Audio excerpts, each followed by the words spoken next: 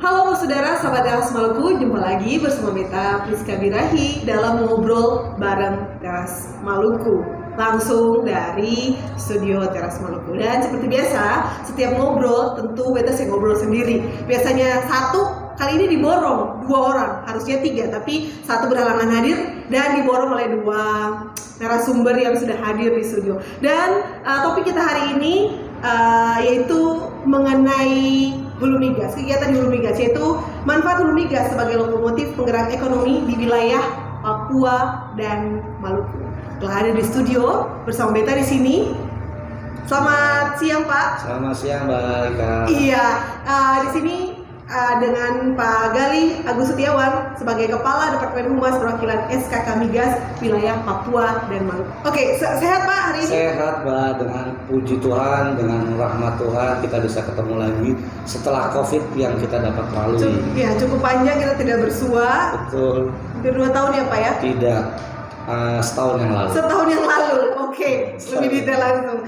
Pak Gali akan membahas banyak hal di sini juga untuk saudara sama Teras Maluku, dan ada satu lagi narasumber kita yaitu dari Seismic Operation Supervisor Balam Energy Ltd, Bapak Devri Setiadi. Selamat siang Pak. Selamat siang. Iya, Bapak Devri, panggilannya Pak Devri? Devri saja. Oke, Pak Devri ini sebagai kontraktor-kontrak kerjasama ya yang ditunjuk oleh SKK Migas. Betul. Di wilayah kerja Seram bagian timur. Betul. Nah, tadi seperti saya sudah sebutkan mengenai pembahasan kita adalah mengenai manfaat atau mungkin bahasanya adalah multiplier effect. Dampak-dampak baik yang ada di katong wilayah di Maluku ini, salah satunya yang terbaru yaitu di Seram bagian timur ya Pak. Untuk ketahuan saudara sahabat Teras Maluku, yang terbaru ini adalah ada eksplorasi di Seram bagian timur. Eksplorasi ya, pencarian sumber daya di Seram bagian timur itu melewati ada 2 desa yang disebut, ada Desa Kilmuri dan Batikalusi, benar? Kurang tepat, desanya cukup banyak yang cukup banyak ya. Nanti kita akan ceritakan. Iya betul. Dari 2 yang disebutkan dalam pemberitaan beberapa waktu ini. Dan karena ini masih dalam tahap eksplorasi, nah berarti ini juga akan ada tahap selanjutnya, yang mana untuk memulai eksplorasi saja kita sudah bisa lihat ada laporan-laporan juga bahwa sudah memberikan banyak dampak di wilayah tersebut. Dan dampaknya seperti apa dan bagaimana proses eksplorasinya kita akan bahas bersama dengan 2 narasumber saat ini. Mungkin dari Pak Galih lebih dulu, dari SKK Migas, pengen tahu nih bagaimana Pak saat ini di SBT sendiri proses eksplorasinya. Silakan Pak. Makasih Mbak Ika. Puji Tuhan, kegiatan hulu migas tetap berjalan di Maluku, Provinsi Maluku. Ya, kalau teman-teman selama ini mendengarkan Impact yang rencananya akan melakukan kegiatan pengembangan lapangan dengan gasnya, tapi kita harus bersyukur bahwa sebenarnya pendapatan daerah Provinsi Maluku ini bersumber sejak lama dari Kabupaten Seram bagian timur, dengan beroperasinya Kares dan Sitik Seram di sana. Oke. Jadi di sana dia sudah dalam tahapan mengambil minyaknya dari perut bumi dan bisa dijual berdasarkan komoditi. Berdasarkan data kami, pendapatan negara dari pendapatan daerah dari kegiatan Sitik dan Kares saja itu menopang pendapatan daerah sampai dengan 22%. 22%. Sedangkan dari sisi perikanan cuma hanya kira-kira 20-an. Karena kita lebih banyak laut loh Pak. Lebih banyak laut ya. Jadi kita cukup baik dalam sisi migasnya, minyaknya. Namun sebagai informasi Bu, bahwa kegiatan migas yang kita lakukan sekarang, contohnya Seram dan Sitik itu dilakukan eksplorasinya oleh siapa? Oleh Belanda zaman dulu, tahun 18 sekian sekali. Sangat lawas. Sudah lama. Eksplorasinya dilakukan oleh mereka. Tapi ada beberapa sumur yang masih mengalir sampai sekarang. Nah, itu yang menyebabkan bahwa sebenarnya apakah ada potensi migas di Papua Maluku? Mungkin ada, mungkin tidak. Mungkin ada, mungkin tidak. Karena kalau kita lihat sejarahnya dari zaman dulu Belanda, kenapa dia mengeksplorasi di sini dan menemukan ada. Tapi kenapa tidak banyak yang mau melakukan di sini, itu pertanyaan kedua. Dan tidak dilanjutkan lagi. Tidak dilanjutkan lagi, sehingga niat kita, niat SKK Migas bersama Kementerian ESDM, bagaimana geliat hulu migas ini yang sebagai lokomotif penggerak ekonomi itu bisa terjadi terus-menerus di SBT. Salah satunya kita ingin mendorong investor dari manapun untuk mempunyai wilayah kerja di daerah yang mencakup daerah Seram gitu ya. Dan puji Tuhan, alhamdulillah tahun 2018 nanti kalau nggak salah Pak Dibur bisa cerita bahwa ada kontraktor yang kita sebut nama Balam Energi, dia mengajukan satu lapangan, satu wilayah kerja dan disetujui oleh kementerian dan mulai beroperasi eksplorasi. Dan ketika mereka mau melakukan eksplorasi, dia mengenal namanya komitmen kerja. Komitmen kerja kepada negara. Komitmen kerja kepada negara tahun pertama ada, kedua ada, tiga ada. Kenapa mereka harus berkomitmen? Karena niatnya adalah negara tidak ingin mengeluarkan uang kalau dia gagal, tapi kalau ada investor yang nanti dia menemukan minyak, dia bisa diganti. Nah, tahapan eksplorasi itu sebenarnya tahap seperti mencari jodoh, Mbak. Mencari jodoh. Berarti proses yang terjadi sekarang di SBT ini eksplorasi nih, mencari jodoh dulu. Oke.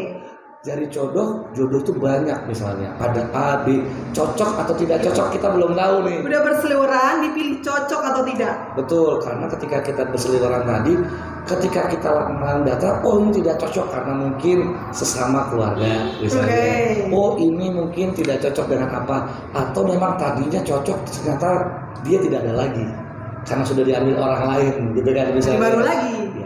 Ya. Nah, eksplorasi itu hanya mencari data. Mencari data, kenapa harus mencari data? Karena sekarang ada teknologi yang terbaru.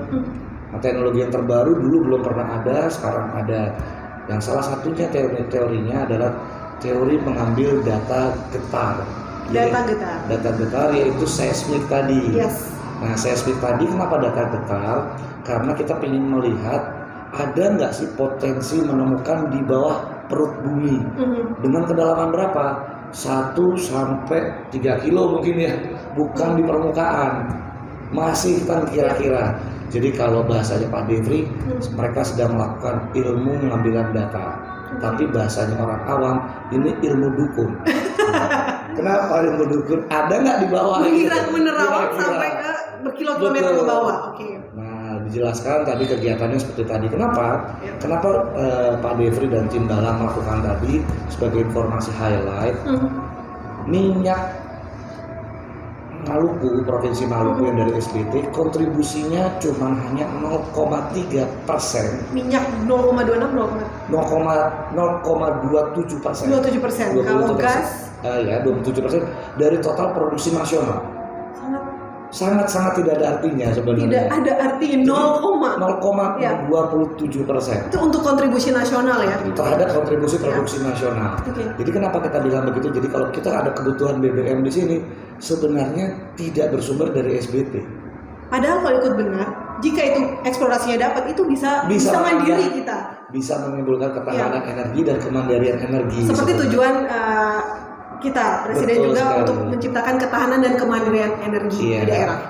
Nah inilah yang kita dorong. Untuk gas saat ini karena impact masih belum produksi, masih sekitar 0,03. Jadi tidak ada apa-apanya juga gitu. Nah kenapa? Akan lebih sulit lagi karena minyak dan gas asli Maluku tidak bisa diolah di Maluku. Harus dibawa keluar Maluku untuk diolah. Bayangkan, kita nemuin minyak saat ini, tapi harus diolah di ekspor di luar negeri karena nggak ada kilang yang cocok. Oke, berarti dibawa keluar Maluku ini bukan keluar provinsi, tapi keluar negeri. Untuk sebagian dikeluar di Sumatera, di Pelaju. Dan di Pelaju juga dengan harga yang sangat murah karena minyak kita spesifik. Jadi setiap minyak yang ditemuin, minyak bumi yang ditemuin tidak semata-mata bisa diolah karena dia mengandung komposisi yang unik gitu sebenarnya. Nah ini yang menjadi peluang sebenarnya. Kalau nanti kegiatan eksplorasi nanti syukur-syukur, puji Tuhan, alhamdulillah diberkati Tuhan gitu dan lancar. Ini baru mendapatkan ada potensi sumber daya. Belum ada minyaknya. Belum ada minyaknya tapi sudah ada potensi sumber daya. Potensinya dari mana? Ada dari 5. Oh, ada kemungkinan rumahnya di bawah. Baru kemungkinan rumahnya. Terus kemudian ada potensi bahwa rumahnya ada pintunya. Jadi pintunya minyak bisa masuk ke rumah tadi tertrap. Bahasanya tertrap. Kemudian dari rumahnya tadi, oh ada dalam rumah ada atapnya. Atap buat apa? Biar dia tidak keluar. Jadi tertulung, dia tersikat gitu. Oh, kemudian apa? Minyaknya tersimpan dengan cukup baik tidak gosong atau tidak terlalu matang atau tidak kita bilang tidak busuk gitu ya, misalnya tidak busuk dan siap dialirkan kalau ada sumur yang memerlukan. Jadi baru perkiraan saja potensinya. Potensi sumber daya dihitung dari mana? Jumlah rumahnya ada nggak di bawah, volume rumahnya berapa. Nanti dari situ kita baru evaluasi layak nggak kita akan ngebor situ. Kalau ongkos pemborannya ternyata lebih mahal dari rumahnya. Besar pasar itu. Itu tadi. Kalau tidak lebih besar, ya ditinggalkan juga oleh Balam gitu ya. Jadi masih mencari data. Baik, tadi karena sudah disebutkan adalah ini lagi mencari data juga mencari jodoh, mencari bagaimana ini pada saat eksplorasi tidak besar pasang dari tiang. Dan kita langsung aja ke Pak Devri dari PT Balam yang langsung bersama tim di lapangan ya, sementara mencari pas atau tidaknya ini benar atau tidaknya, sudah sampai sejauh mana proses yang ada di SBT dan dengan tim. Baik, terima kasih. Jadi sebelumnya tadi yang disampaikan oleh Pak Galih bahwasanya kami ini Balam ini dibawa oleh SK Migas ya. Artian kami punya kontrak kerjasama dengan pemerintah Indonesia. Kita diberi amanat untuk mengelola blok Iseram yang kebetulan sebenarnya blok ini ada di 2 kabupaten. Di 2 kabupaten. Betul. Jadi Maluku Tengah dengan Seram bagian timur. Komitmen kami ini adalah pencarian data untuk seismik ini sepanjang 500 km. 500 km. Betul, itu baik untuk di darat maupun di laut. Di mana sampai dengan saat ini kegiatan kami yang di laut itu sudah kami lakukan pada tahun 2020. Di laut? Di laut. Di wilayah mana? Maluku Tengah dan SBT. Maluku Tengah dan SBT. Betul, jadi itu 2020 itu sudah sepanjang 664. Jadi sudah bisa dibilang kami sudah komitmen pasti kami terhadap negara itu sudah terlampaui. Karena komitmen kami 500, kami sudah lakukan 664. Dan ini kami masih ada sebagai bentuk komitmen kami dari perusahaan untuk memberikan data lagi tambahan sejumlah 200 km untuk di area darat. 200 km. Betul. Jadi memang kami ini adalah masih tahap eksplorasi ya. Jadi masih tahapan paling awal lah dari. Masih mencari, explore. Tahapan paling awal dari sebuah rangkaian panjang kegiatan di hulu di migas seperti ini. Jadi masih ada kami survei dulu cari datanya seperti apa, kemudian nanti seperti sampaikan Pak Gali, data yang kami dapatkan ini diinterpretasi lagi hasilnya seperti apa, apakah memang ada yang diduga ada potensi, kemudian juga dinilai lagi potensi itu seperti apa, apakah kita akan lanjutkan untuk kegiatan berikutnya, pengeboran dan lain sebagainya. Itu pasti akan perlu penilaian sangat-sangat panjang untuk sampai ke sana. Boleh saya tambahkan sedikit? Boleh, silakan. Menarik sekali informasi dari Pak Devri. Komitmen Balam yang adalah perusahaan Australia itu terbatas tadi dalam kontraknya cuma 500 km untuk mencari data. Tapi Balam sekarang sudah melaksanakan yang di laut 600 kilo. Berarti uangnya lebih besar, komitmen investasinya sudah selesai tahun 2020, ditambah 200 lagi yang akan direncanakan di darat. Jadi totalnya kurang lebih 800. Jadi 500 komitmennya melakukan sampai 800. Hebat buat saya. Tidak ada di zaman sekarang ini orang yang punya komitmen 10 ngasihnya 1000. Dan masih mencari juga. Masih mencari juga. Betul. Masih mencari. Tapi sejauh ini sudah ada titik terang begitu, udah lihat hilal. Nah, gini dia ceritanya. Tadi disampaikan adalah di seismik dulu di laut. Betul ya. Kalau mereka di laut, potensinya ada di laut, mungkin nggak ketemu di laut, mungkin. Tapi untuk membuktikan di laut sama nggak sebarannya dengan yang di darat, yang tadi punya titik serat, inilah yang harus dilakukan. Kenapa? Karena kalau di lautnya ada potensi tapi tidak terikat dengan yang di darat, datanya mubazir, tingkat resikonya tinggi. Makanya kita ngambil data sampai darat itu agar bisa tahu korelasinya. Oh, keturunan saya ada di sana, nyambung nggak dengan keturunan saya? Ini begitu gitu sebenarnya. Biar rumahnya jelas. Apakah minyak yang ada di laut nanti misalnya kalau misalnya ketemu sama dengan minyak yang ditemukan zaman Belanda dulu? Kalau sama berarti sekitarnya akan ada. Itu cara geologi berpikir. Baik. Yang mau saya highlight, Balam sudah berkomitmen lebih dari apa yang ada. Lebih target yang dijanjikan 500 itu. Betul. Dan sudah dari 2020. Kita tanda tangan kontrak dengan pemerintah 2018. 2018 mulai pencarian. kemudian kita ada tahap GNG ya, Iya. ada studi GNG-nya kita di 2019, kemudian 2020 kita laksanakan yang di Marine-nya, di lautnya, dan alhamdulillah pada 2022 ini setelah beberapa kali tertunda Karena COVID. Karena COVID, iya. kita bisa laksanakan yang di darat.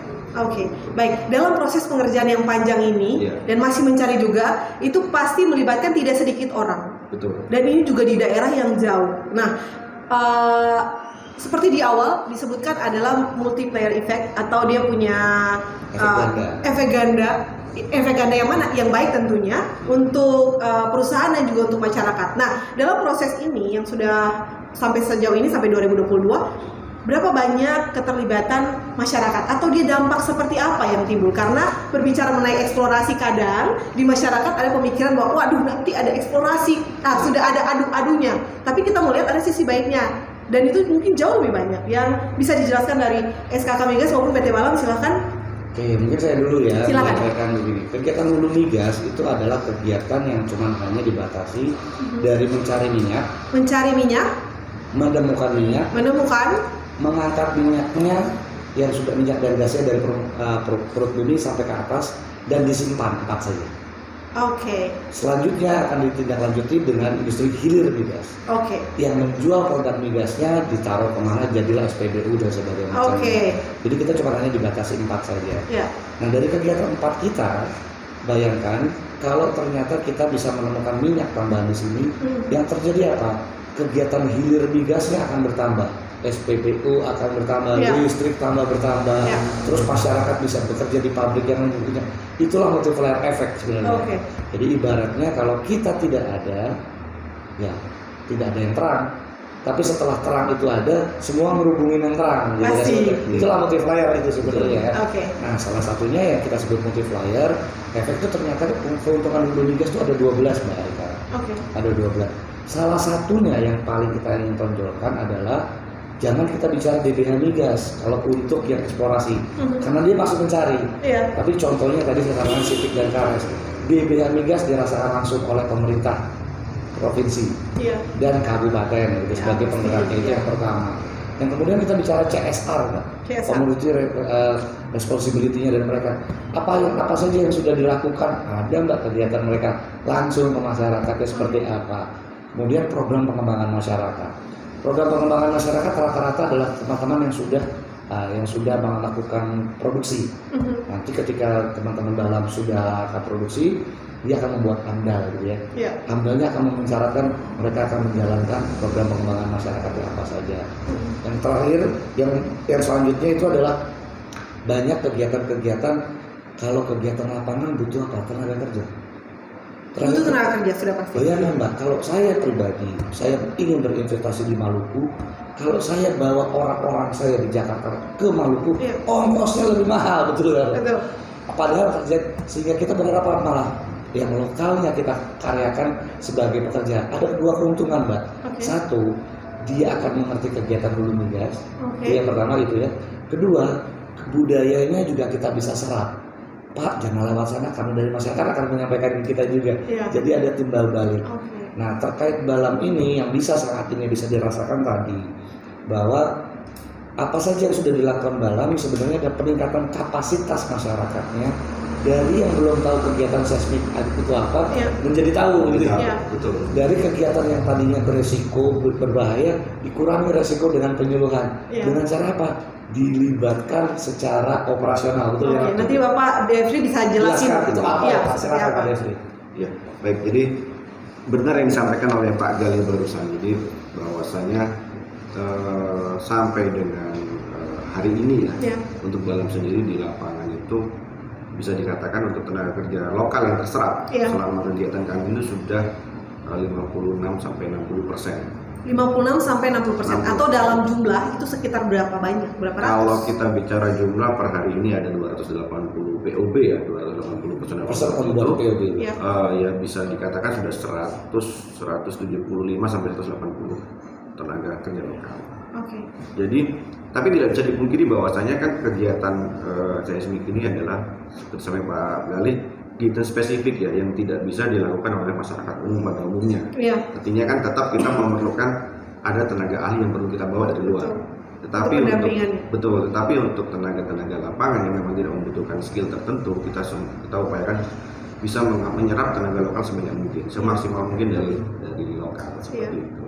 Itu dampak yang kita bisa lihat bahwa dampak yang singkat adalah mereka bekerja Betul. di situ sebagai tenaga kerja di lapangan. Tapi yang dampak jangka panjang yang seperti disampaikan Pak Gali seperti Betul. tadi, ada banyak perusahaan yang terbuka, penyerapan dan sebagainya. Dan ini saya ada tambahkan beberapa lagi. Bayangkan Mbak, kalau tidak ada kegiatan dalam di SBT sampai di daerah-daerah tertinggal, Ya.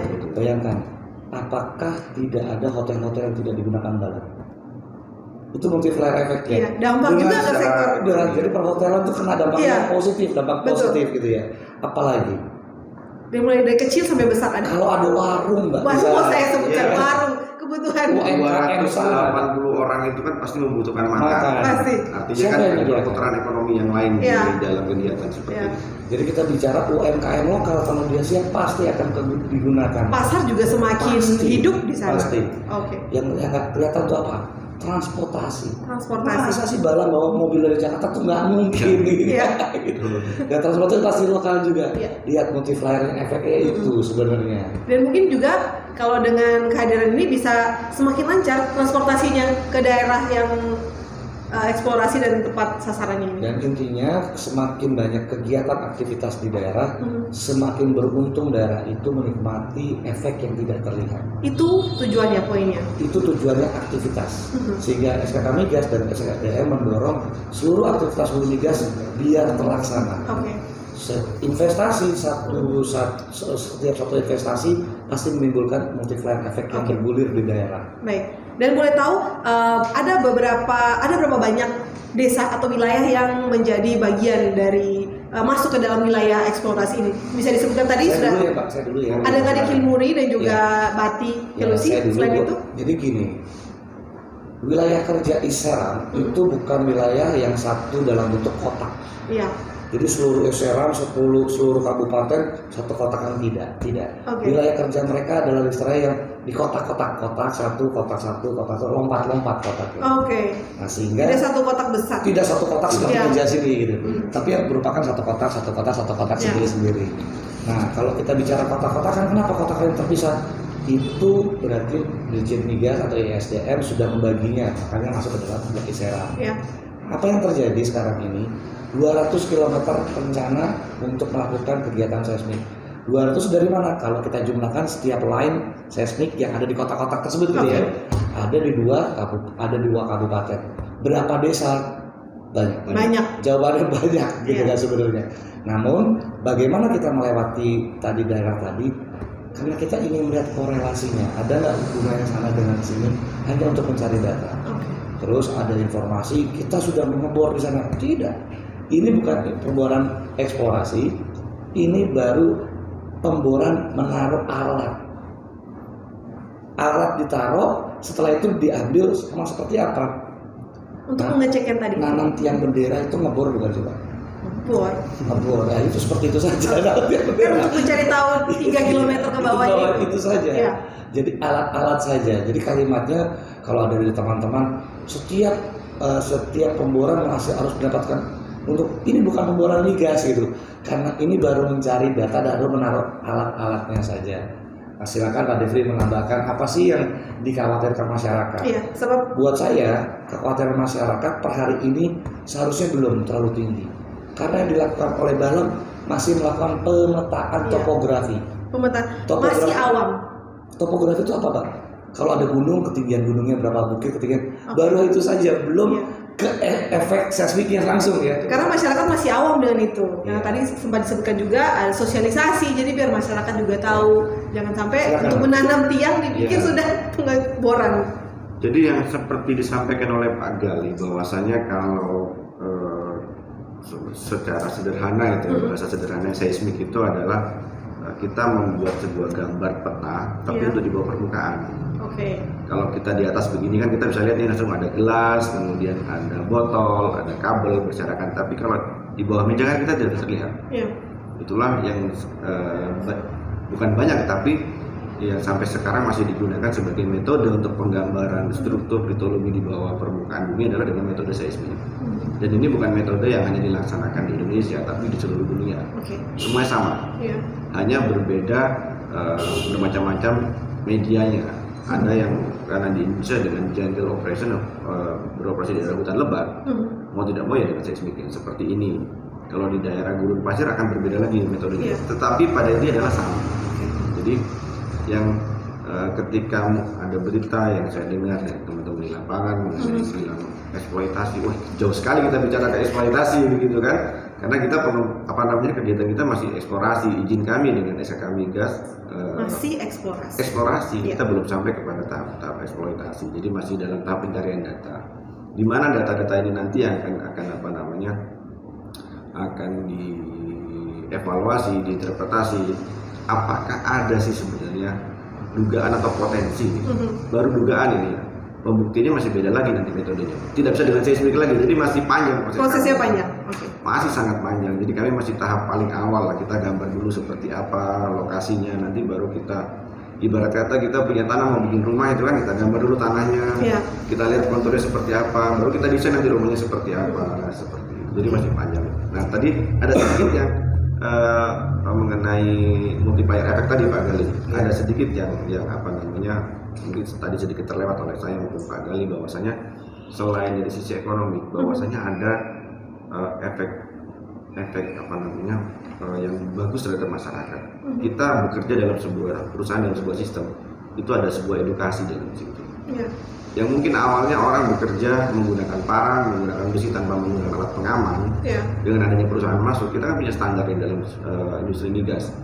Menggunakan parang harus seperti apa, kemudian bekerja dengan alat-alat berat harus seperti apa. Nah itu kan secara tidak langsung mengedukasi kepada masyarakat yang biasanya mereka berjalan masuk ke hutan santai, tidak perlu alas kaki, tidak perlu helm, tidak perlu sarung parang, kemudian menyeberang ke sungai yang dangkal mungkin bagi mereka sudah biasa, tidak perlu menggunakan pelampung. Tapi di kami di perusahaan ada standar, walaupun sungai itu sedalam 1 meter bisa dilewati orang bisa, tapi tetap harus menggunakan sebuah jaket. Jadi itu adalah multiplier efek lain, edukasi terhadap masyarakat mengenai pentingnya sebuah keselamatan.